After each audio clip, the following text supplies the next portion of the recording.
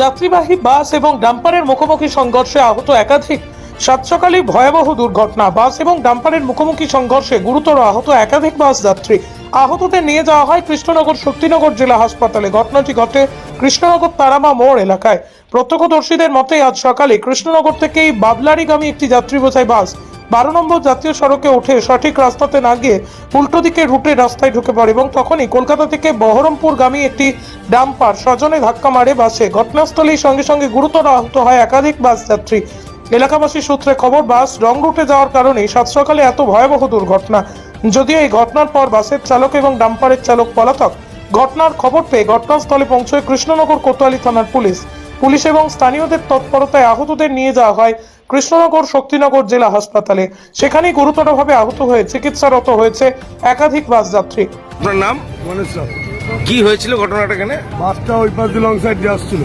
আচ্ছা, dumper side দিয়ে আসছে। ডাম্পার বহুত জোরে ব্রেক মেরে বাজাতে কেউ পারলো না বাইরে। ও পুরো ডাম্পার যখন স্পট হয়ে গেল, ও তখন মাথাটা দিয়ে কাটিয়ে দিল। আচ্ছা, তখন আর ড্রাইভারের কিছু করার ছিল না ডাম্পারে। আচ্ছা, তখন ডাম্পারের সঙ্গে পেটে লেগে গেছে। আচ্ছা। কতজন ইনজোর হয়েছে? যতজন বাসে ছিল প্রত্যেকের ইনজয় হয়েছে। তার মধ্যে একজনের পা পুরো ভেঙে গুড়িয়ে দিচ্ছে, মানে যে সামনে বসছিল। আনুমানিক কতজন ছিল বাসে? বাসের তাও অনুমানেও গোটা 20 জন। আচ্ছা, এই বাসটা কোথা থেকে কোথায় যাচ্ছিল?